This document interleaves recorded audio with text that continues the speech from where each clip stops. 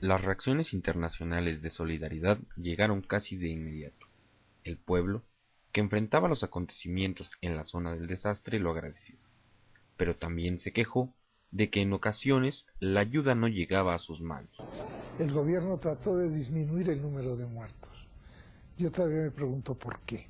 Disminuir la magnitud de la tragedia para evitar una movilización mayor, que la sociedad civil tomara el lugar que podía corresponder al Estado. Es decir, el miedo por parte del Estado a perder su papel.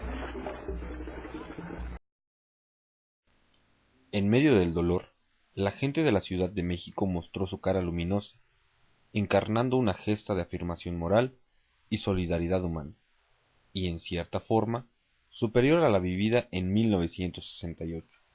En esos días, la unión no fue una mera palabra, fue una milagrosa y conmovedora realidad. En 85, que fue un año político, había elecciones, ahí nos empezamos a descomponer. Ahí ya la disciplina financiera y económica con la que se manejaron las cosas fue menor que en los años anteriores. Había una necesidad política, que es una realidad. Las elecciones resultaron bastante bien y las desviaciones sobre el presupuesto original fueron salvadas, entre comillas, por el terremoto de septiembre de 85. Porque ahí le echamos la culpa al terremoto.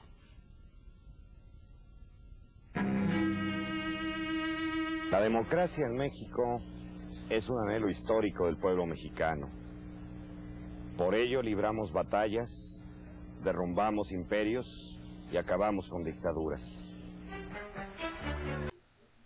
La mañana del 1 de enero de 1983, ante el disgusto colectivo por un fraude en las elecciones locales promovidos por priistas de la zona, simpatizantes del PAN en Piedras Negras, Coahuila, quemaron su alcaldía y la oficina del registro electoral.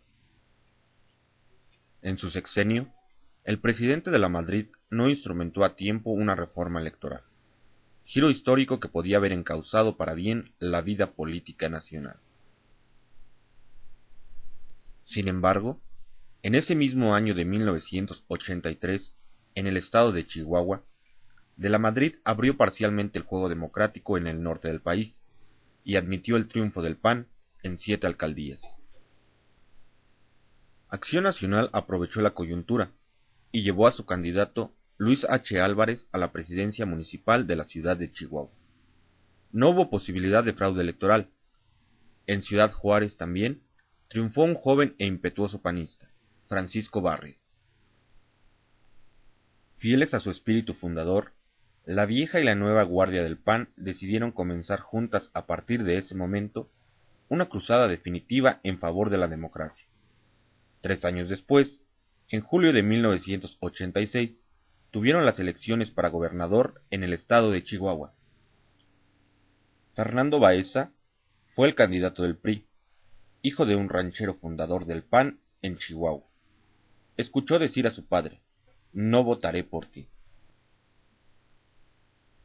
Desde la izquierda, el Partido Socialista Unificado de México, el PSUM, postuló a un viejo luchador social, el profesor Antonio Becerra Gaetano. Somos un grupo de gentes que percibieron, ¿verdad?, que había que ejercer la acción de protesta, la exigencia, pasando por encima de los distintivos partidistas, ¿verdad?, para hacernos cargo de la defensa de una causa más general. Francisco Barrio, candidato del PAN, era un hombre carismático. Una de sus frases de campaña: "El PAN pierde porque tiene mente perdedora.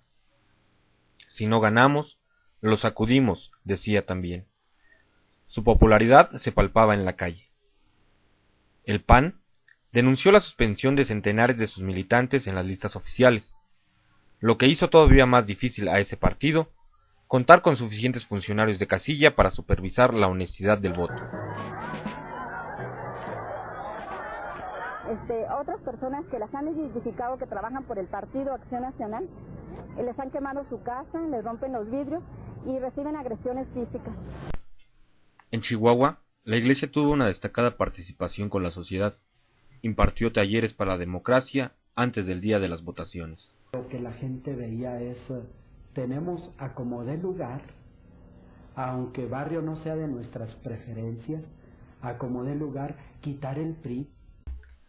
Aquella mañana, la gente desconfió y empezó a protestar antes de conocer los resultados preliminares. No era casual. Había muchos precedentes de fraude electoral en Chihuahua. La protesta se generalizó en todo el estado y se manifestó en concentraciones multitudinarias, bloqueo de carreteras y otras acciones. No obstante, la victoria oficial se le asignó a Fernando Baeza, y el tricolor declaró que había ganado las alcaldías de los 7 municipios de Chihuahua en poder del PAN desde 1983. Era nuevamente el carro completo. Es cierto que la banda de atracadores electorales ha vuelto a atacarlos. Es cierto que en sus cálculos solo falta descargar los golpes finales y después a repartirse el botín. Las pruebas del fraude electoral se multiplicaron. Llegaron informes, testimonios, fotografías y documentos de todas partes del estado que confirmaban las denuncias iniciales. Nuestro razonamiento era, aquí se siguen haciendo fraudes electorales porque a nadie le cuestan, ni le cuestan al sistema, ni le cuestan a los operadores políticos que lo realizan. Al contrario, los premian. Vamos buscando que este fraude cueste, y cueste caro, para que haya un desaliento, que haya un motivo para cuidarse de volver a hacer este tipo de acciones. Luis H. Álvarez se declaró en huelga de hambre. El PAN comenzó un amplio movimiento de resistencia civil y en un acto sin precedente, 21 intelectuales firmaron un manifiesto que se publicó en los principales diarios del mundo, pidiendo la nulidad de los comicios. El secretario de Gobernación, Manuel Bartlett, invitó a algunos de ellos a cenar y les insinuó que era imposible ceder a sus peticiones. La victoria del PAN en Chihuahua abría las puertas a 3 enemigos históricos de México: la Iglesia, Estados Unidos y los empresarios. Con eso, el gobierno dio un carpetazo al asunto. Periodo de la Madrid, después del episodio chihuahuense, cuando fue cuestionado y requerido fuera del país, él no tuvo empacho en manifestar que era obligado el fraude patriótico para impedir que fuerzas retardatarias, reaccionarias, pudieran estar en condiciones de gobernar el país. Lo reconoció tácitamente, abiertamente. Fue así como el esperanzador gobierno de la Renovación Moral perdió la gran oportunidad de encabezar en 1986 el cambio democrático de México. El 18 de octubre de 1987, la Bolsa Mexicana de Valores sufrió una de las peores caídas de su historia, como consecuencia directa de la estrepitosa caída de la Bolsa de Valores de Nueva York, la peor desde 1929. La Bolsa Mexicana de Valores, al igual que en las bolsas mundiales, se dio un fenómeno de avaricia colectiva. La gente quería ganar, ganar, ganar y ganar, y bueno, hubo gentes que hipotecaron su casa para meter este dinero a la bolsa, otros pedían prestado para invertir en la bolsa sin tener ningún conocimiento, sin tener ninguna base.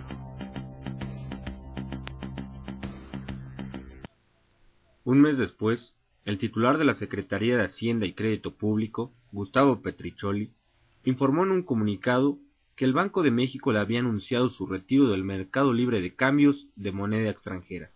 En esencia, se trataba de una devaluación de más del 40%. Not too many Americans are aware that in the aftermath of Wall Street's Black Monday crash, the Mexico City stock market has lost more of its value than any exchange in the world.